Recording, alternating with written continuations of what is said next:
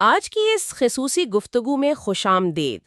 آج ہم ایک ایسے قانون کا تفصیلی جائزہ لے رہے ہیں جو ہماری روزمرہ زندگی پر آپ کہیں کہ براہ راست اثر انداز ہوتا ہے، چاہے ہم ڈرائیور ہوں، مسافر ہوں یا بس سڑک استعمال کرنے والے عام شہری۔ ہم بات کر رہے ہیں 1965 کے پروونشل موٹر وہیکلز آرڈیننس کی۔ یہ وہ بنیادی قانون ہے جو پاکستان کے صوبوں میں، مطلب جب بنا تب تو مغربی پاکستان تھا، گاڑیوں، ڈرائیوروں اور ٹریفک کو منظم کرتا ہے۔ جی بالکل، ہمارے سامنے اس آرڈیننس کے جو اہم حصے ہیں وہ موجود ہیں۔ ہمارا مقصد صرف قانون کی شقیں گنوانا نہیں ہے، بلکہ یہ سمجھنا ہے کہ بھئی اس قانون سازی کے پیچھے کیا سوچ تھی۔ ڈرائیوروں، گاڑی مالکان، ٹرانسپورٹ آپریٹرز، ان سب کے لیے اہم قواعد کیا ہیں اور ان کا ہماری سڑکوں کی حفاظت اور نظام پر کیا اثر پڑتا ہے۔ یہ ایک طرح سے آپ کہہ لیں اس قانونی دستاویز کے خلاصے کو سمجھنے کی کوشش ہے۔ تو آئیے اس اہم قانون کی گہرائی میں اترتے ہیں۔ اس کا بنیادی مقصد، جیسا کہ آپ نے شروع میں بتایا، موٹر گاڑیوں سے متعلق قوانین کو اکٹھا کرنا اور ان کو بہتر بنانا تھا۔ تو سب سے پہلے کسی بھی قانون کو سمجھنے کے لیے ظاہر ہے اس کی بنیادی اصطلاحات کو سمجھنا ضروری ہوتا ہے۔ درست کہا آپ نے، قانون کا پہلا باب اسی بارے میں ہے۔ مثال کے طور پر موٹر وہیکل کی تعریف لیں، بہت وسیع رکھی گئی ہے۔ اس میں صرف کاریں یا موٹر سائیکلیں ہی نہیں آتی، بلکہ ہر وہ مشین جو میکینیکل پاور سے سڑک پر چل سکتی ہے، جیسے ٹریکٹر ہو گئے، ٹریلر ہو گئے، یہاں تک کہ روڈ رولر جیسی تعمیراتی مشینری بھی شامل ہے۔ اچھا، یعنی کافی جامع تعریف ہے۔ اور مالک کی تعریف، وہ بھی شاید صرف نام کے مالک تک محدود نہ ہو۔ جی بالکل، مالک صرف وہ نہیں جس کے نام پر گاڑی رجسٹرڈ ہے۔ اگر گاڑی قسطوں پر لی گئی ہے، یعنی ہائر پرچیز پر، تو جو شخص قابض ہے وہ بھی مالک تصور ہوگا۔ یا اگر مالک کم عمر ہے، نابالغ ہے، تو اس کا سرپرست۔ تو یہ تعریفیں اس لیے اہم ہیں تاکہ قانون کا اطلاق بالکل واضح ہو، کوئی ابہام نہ رہے۔ ٹھیک، یعنی قانون شروع سے ہی واضح کر دیتا ہے کہ ذمہ دار کون ہے اور کن چیزوں پر یہ لاگو ہوگا۔ اب آتے ہیں ڈرائیوروں کی طرف، یعنی لائسنسنگ کا نظام۔ یہ تو شاید سب سے بنیادی ضرورت ہے۔ بلا شبہ، قانون بالکل واضح کرتا ہے، سیکشن 3 ہے شاید، کہ کوئی بھی شخص عوامی جگہ پر بغیر مؤثر ڈرائیونگ لائسنس کے گاڑی نہیں چلا سکتا۔ اور نہ صرف یہ، بلکہ گاڑی کا مالک بھی کسی ایسے شخص کو اپنی گاڑی چلانے کی اجازت نہیں دے سکتا جس کے پاس مناسب لائسنس نہ ہو۔ یہ سمجھیں کہ سڑک پر نااہل ڈرائیوروں کو روکنے کی پہلی کڑی ہے۔ اور لائسنس حاصل کرنے کے لیے عمر کی حد بھی مقرر ہے؟ جی ہاں، اور یہ دلچسپ بات ہے کہ قانون عمر کو گاڑی کی قسم اور اس کے استعمال سے جوڑتا ہے۔ مثلاً موٹر سائیکل یا نجی کار چلانے کے لیے کم از کم عمر 18 سال ہے، لیکن اگر آپ کسی کی ملازمت میں کار چلا رہے ہیں یا کوئی ٹرانسپورٹ گاڑی ہے جیسے بس یا ٹیکسی، تو عمر 21 سال ہونی چاہیے۔ اور ہیوی ٹرانسپورٹ وہیکل جیسے ٹرک یا بڑی بس، اس کے لیے کم از کم 22 سال عمر درکار ہے۔ اچھا، تو یہ ظاہر کرتا ہے کہ قانون زیادہ ذمہ داری کے ساتھ زیادہ پختگی اور تجربے کو لازم قرار دیتا ہے۔ یہ تو منطقی بات لگتی ہے۔ اور ایک بات سنی تھی کہ 50 سال سے زائد عمر کے کمرشل ڈرائیوروں کے لیے اضافی طبی معائنے کی شرط بھی ہے؟ بالکل، 50 سال سے زیادہ عمر کے ٹرانسپورٹ ڈرائیوروں کو اپنی جسمانی فٹنس کا ایک اضافی سرٹیفکیٹ دینا ہوتا ہے۔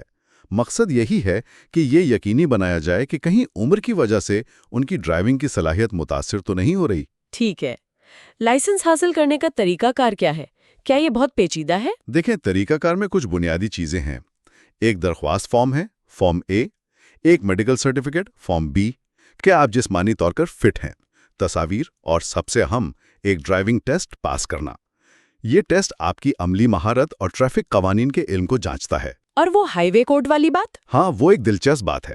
سیکشن 7 اور دیگر جگہوں پر اس کا حوالہ ہے۔ قانون ٹیکنیکلی ڈرائیور پر پاکستان ہائی وے کوڈ کی تازہ ترین کاپی رکھنا بھی لازم قرار دیتا ہے۔ ارے، ہائی وے کوڈ کی کاپی! یہ واقعی بہت سے لوگوں کو شاید معلوم نہ ہو۔ مقصد شاید یہی ہوگا کہ قوانین یاد رہے۔ شاید یہی مقصد ہو کہ آگاہی رہے۔ اچھا، لائسنس کی بھی مختلف قسمیں ہوتی ہیں۔ گاڑی کی قسم کے لحاظ سے کیٹیگریز ہیں: موٹر سائیکل، کار، ایل ٹی وی یعنی ہلکی ٹرانسپورٹ گاڑی، ایچ ٹی وی یعنی بھاری ٹرانسپورٹ گاڑی وغیرہ۔ اور ان کی کوئی میعاد بھی ہوتی ہوگی؟ جی، لائسنس کی ایک میعاد ہوتی ہے، عام طور پر نجی گاڑیوں کے لیے کچھ سال، کمرشل کے لیے شاید کم، اور میعاد ختم ہونے پر اسے تجدید یعنی رینیو کروانا پڑتا ہے۔ قانون لائسنسنگ اتھارٹی کو یہ اختیار بھی دیتا ہے کہ اگر کوئی ڈرائیور مان لیں کسی بیماری یا معذوری کی وجہ سے ڈرائیونگ کے قابل نہ رہے تو اس کا لائسنس منسوخ کر دے۔ اور کیا لائسنس معطل یا مستقل طور پر منسوخ بھی ہو سکتا ہے اگر کوئی قوانین کی سنگین خلاف ورزی کرے؟ بالکل، لائسنسنگ اتھارٹی، ٹرانسپورٹ اتھارٹی، یہاں تک کہ عدالتیں بھی مخصوص حالات میں جیسے خطرناک ڈرائیونگ یا بار بار قوانین توڑنے پر کسی ڈرائیور کو عارضی یا مستقل طور پر نااہل قرار دے سکتی ہیں۔ اچھا۔ اس کے علاوہ لائسنس پر انڈورسمنٹس کا نظام بھی ہے۔ سادہ الفاظ میں کہیں تو اس کا مطلب ہے کہ آپ کے لائسنس پر کوئی خاص پابندی یا نوٹ درج کیا جا سکتا ہے۔ مثلاً آپ صرف فلاں قسم کی گاڑی چلا سکتے ہیں یا صرف اینک کے ساتھ ڈرائیونگ کرنی ہے، اس قسم کی چیزیں۔ تو لائسنس کا نظام تو کافی جامع نظر آتا ہے۔ مقصد صرف لائسنس دینا نہیں بلکہ یہ بھی یقینی بنانا ہے کہ ڈرائیور اہل بھی ہو اور ذمہ دار بھی رہے۔ اب ڈرائیور تو تیار ہو گیا، گاڑی کو سڑک پر لانے کے لیے کیا ضروری ہے؟ یقیناً رجسٹریشن۔ آپ نے بالکل درست کہا۔ قانون کا اگلا اہم حصہ گاڑیوں کی رجسٹریشن ہے۔ بنیادی اصول یہ ہے سیکشن 23 کے تحت کہ کوئی بھی گاڑی بغیر رجسٹریشن اور اس پر رجسٹریشن مارک یعنی نمبر پلیٹ لگائے بغیر عوامی سڑک پر نہیں چلائی جا سکتی۔ رجسٹریشن عموماً اسی ضلع میں ہوتی ہے جہاں مالک رہتا ہے یا اس کا کاروبار ہے۔ اس کا طریقہ کار کیا ہے؟ کیا یہ صرف ایک کاغذی کارروائی ہے یا کچھ اور بھی؟ بنیادی طور پر تو یہ ایک طریقہ کار ہی ہے۔ مالک کو ایک درخواست دینی ہوتی ہے فارم F پر، کچھ دستاویزات ساتھ لگانی ہوتی ہیں اور مقررہ فیس ادا کرنی ہوتی ہے۔ اس کے بعد اتھارٹی وہ گاڑی کا معائنہ بھی کر سکتی ہے اور اگر سب کچھ ٹھیک ہو تو ایک منفرد رجسٹریشن نمبر دیتی ہے اور ایک رجسٹریشن سرٹیفکیٹ فارم G جاری کرتی ہے۔ یہ سرٹیفکیٹ گاڑی کی قانونی شناخت ہے۔ اور آج کل وہ اپنی پسند کی نمبر پلیٹوں کا بھی رواج ہے؟ جی ہاں، حال ہی میں قانون میں ترمیم ہوئی ہے۔ اب لوگوں کو ایک اضافی فیس دے کر اپنی پسند کے مطابق پرسنلائزڈ یا وینٹی نمبر پلیٹیں حاصل کرنے کا آپشن بھی دیا گیا ہے۔ سیکشن 25(4)A ہے غالباً۔ اچھا، تو یہ بھی ممکن ہے؟ کیا رجسٹریشن سے انکار بھی کیا جا سکتا ہے؟ کن صورتوں میں؟ جی ہاں بالکل، سیکشن 28 ہے۔ اگر اتھارٹی یہ سمجھتی ہے کہ گاڑی سڑک پر چلنے کے لیے محفوظ نہیں ہے یا وہ قانون کے مطابق نہیں بنی ہوئی یا اس کے کاغذات میں کوئی مسئلہ ہے تو وہ رجسٹریشن سے انکار کر سکتی ہے۔ عارضی رجسٹریشن کا آپشن بھی ہے سیکشن 26، لیکن وہ بہت محدود مدت صرف 1 ماہ کے لیے ہوتا ہے۔ مالک کی کچھ ذمہ داریاں بھی ہوں گی رجسٹریشن کے بعد، مطلب اگر پتہ بدلے یا گاڑی بیچ دے؟ یقیناً بہت اہم ذمہ داریاں ہیں۔ اگر مالک اپنا پتہ تبدیل کرتا ہے سیکشن 31 یا گاڑی بیچ دیتا ہے سیکشن 32 یا گاڑی میں کوئی بڑی تبدیلی کرتا ہے جیسے انجن بدلنا یا باڈی کی شکل تبدیل کرنا سیکشن 33، تو اسے ایک مقررہ مدت کے اندر عموماً 14 یا 30 دن رجسٹریشن اتھارٹی کو بتانا لازمی ہے اور اپنے رجسٹریشن سرٹیفکیٹ میں یہ تبدیلیاں درج کروانی ہوتی ہیں۔ یہ اس لیے اہم ہے تاکہ گاڑی کا ریکارڈ ہمیشہ اپ ٹو ڈیٹ رہے۔ اور کیا رجسٹریشن بھی معطل یا منسوخ ہو سکتی ہے جیسے لائسنس کا آپ بتا رہے تھے؟ جی ہاں بالکل، سیکشن 34 کے تحت رجسٹریشن کو عارضی طور پر معطل کیا جا سکتا ہے۔ اس کی کئی وجوہات ہو سکتی ہیں۔ گاڑی کی انشورنس نہ ہو، اس کے ٹیکس ادا نہ کیے گئے ہوں، ٹرانسپورٹ گاڑی ہے تو فٹنس سرٹیفکیٹ نہ ہو، گاڑی کی حالت خطرناک ہو، یا ایک سنگین وجہ یہ بھی ہے کہ اگر گاڑی ریاست مخالف سرگرمیوں میں استعمال ہو رہی ہو۔ اور سیکشن 35 کے تحت رجسٹریشن مستقل طور پر منسوخ بھی ہو سکتی ہے۔ مثال کے طور پر اگر گاڑی مکمل طور پر تباہ ہو جائے یا بالکل استعمال کے قابل نہ رہے۔ آپ نے فٹنس سرٹیفکیٹ کا ذکر کیا، یہ کیا چیز ہے اور کن گاڑیوں کے لیے ضروری ہے؟ یہ سیکشن 39 کے مطابق ٹرانسپورٹ گاڑیوں کے لیے لازمی ہے، یعنی وہ گاڑیاں جو مسافر یا سامان کرائے پر لے جاتی ہیں، بسیں، ٹرک، ٹیکسیاں وغیرہ۔ یہ ایک سرٹیفکیٹ ہے، فارم I میں جاری ہوتا ہے، جو اس بات کی تصدیق کرتا ہے کہ گاڑی تکنیکی طور پر محفوظ ہے اور سڑک پر چلنے کے قابل ہے۔ اس کی بھی ایک میعاد ہوتی ہے جو 6 ماہ سے 3 سال تک ہو سکتی ہے اور اسے باقاعدگی سے تجدید کروانا پڑتا ہے۔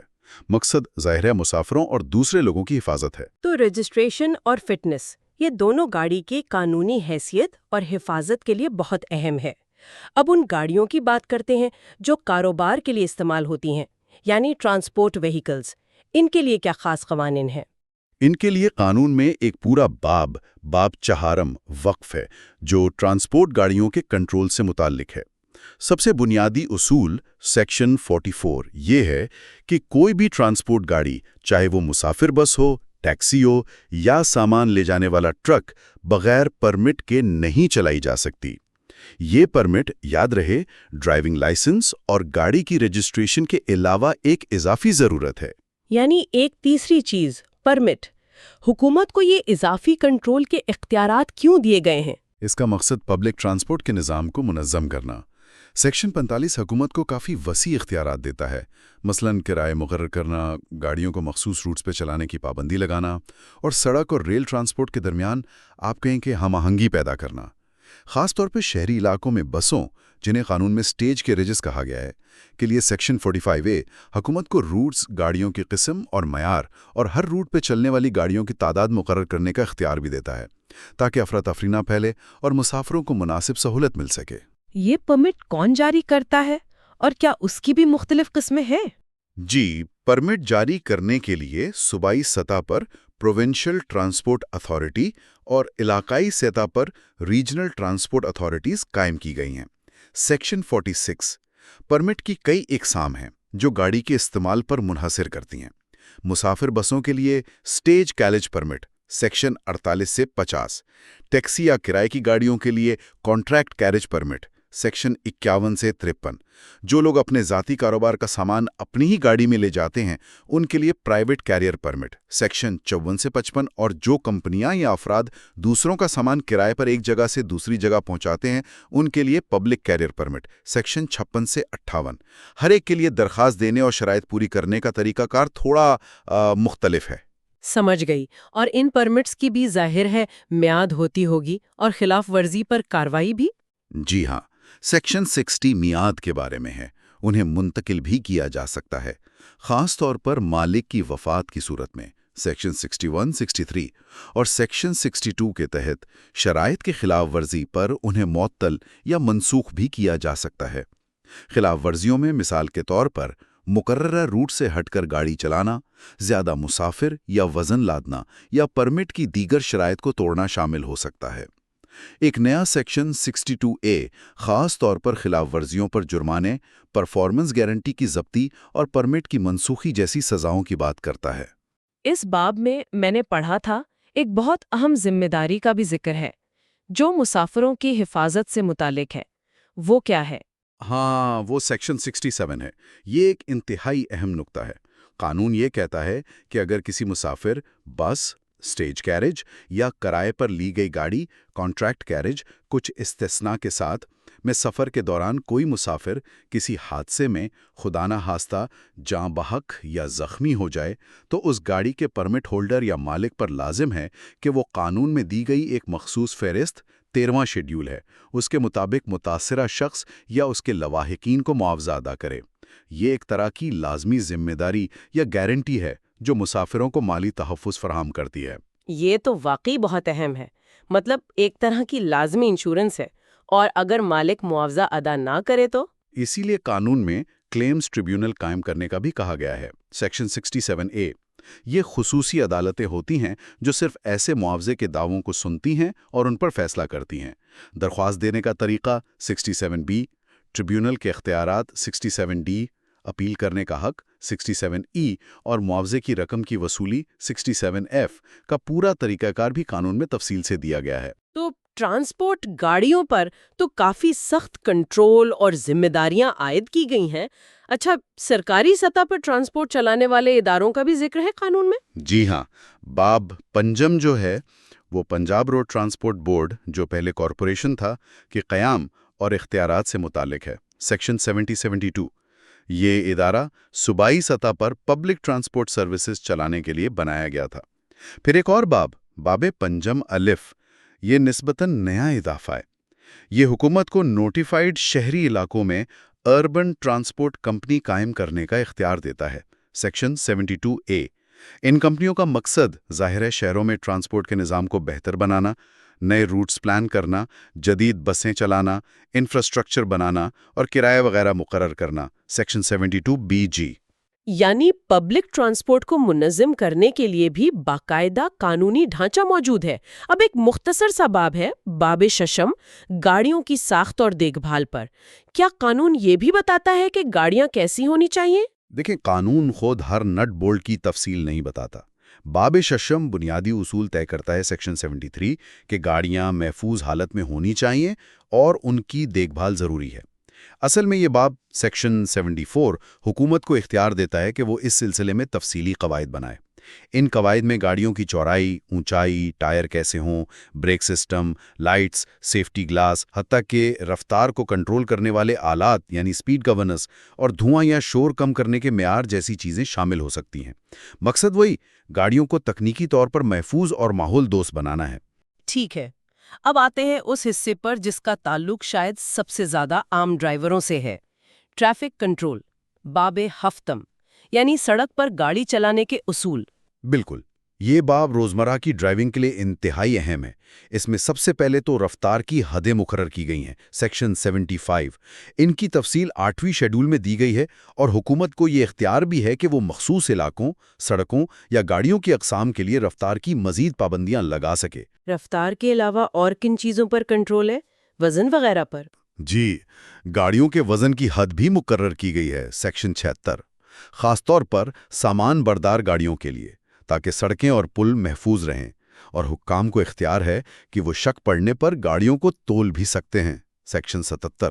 اس کے علاوہ حکومت عوامی حفاظت یا سہولت کے پیش نظر یا سڑک کی حالت کی وجہ سے کسی خاص علاقے یا سڑک پر مخصوص قسم کی گاڑیوں کا داخلہ یا استعمال بند بھی کر سکتی ہے، سیکشن 78۔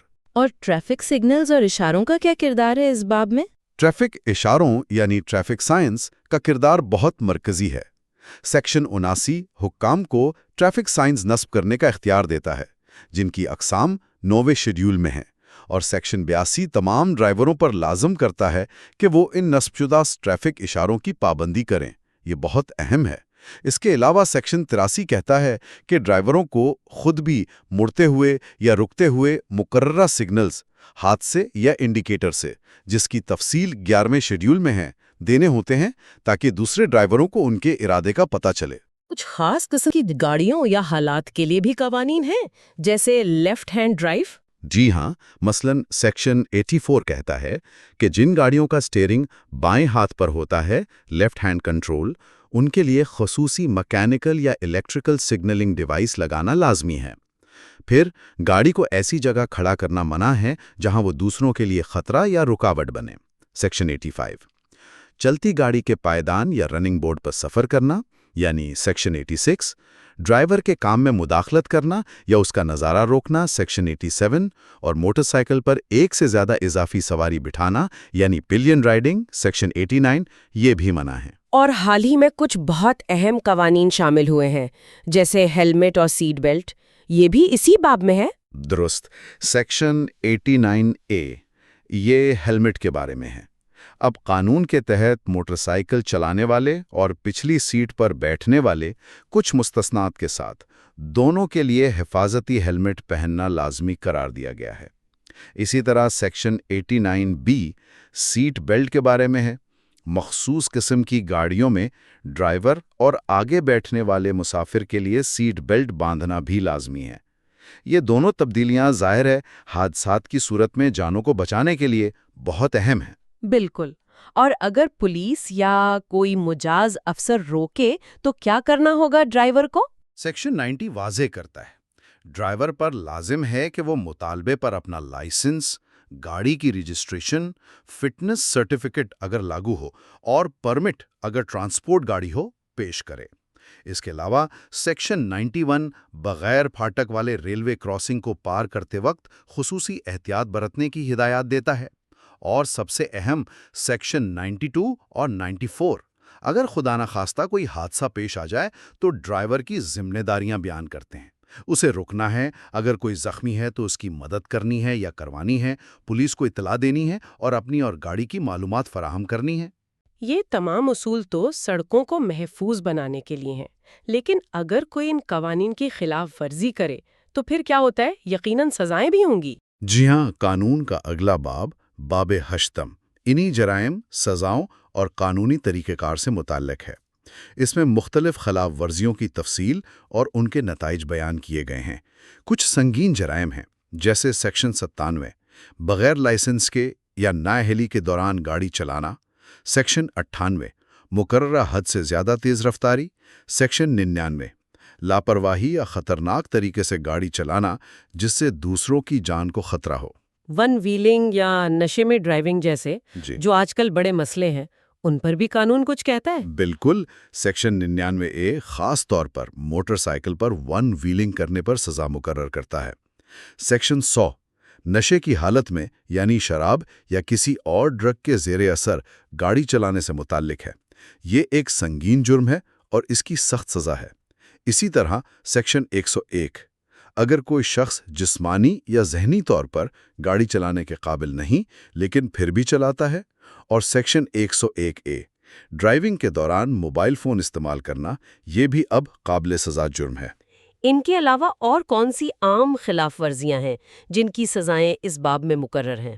اور بھی کئی ہیں، مثلاً سیکشن 103 سڑک پر ریس لگانا یا اس میں حصہ لینا، سیکشن 104 ایسی گاڑی چلانا جو غیر محفوظ ہو، سیکشن 106 بغیر پرمٹ کے ٹرانسپورٹ گاڑی چلانا، سیکشن 109 وزن کی حد سے زیادہ سامان لادنا، سیکشن 109 مالک کی اجازت کے بغیر گاڑی لے جانا، سیکشن 110 گاڑی کے ساتھ چھیڑ چھاڑ کرنا جیسے انجن یا چیسز نمبر بدلنا، سیکشن 111 حکام کے قانونی احکامات نہ ماننا یا انہیں غلط معلومات دینا، سیکشن 112A گاڑی پر غیر مجاز ایمرجنسی لائٹس یا نشانات لگانا، اور حال ہی میں سیکشن 112B شامل کیا گیا ہے جو ٹرانسپورٹ گاڑیوں میں مقررہ کرائے سے زیادہ وصول کرنے پر جرمانہ عائد کرتا ہے۔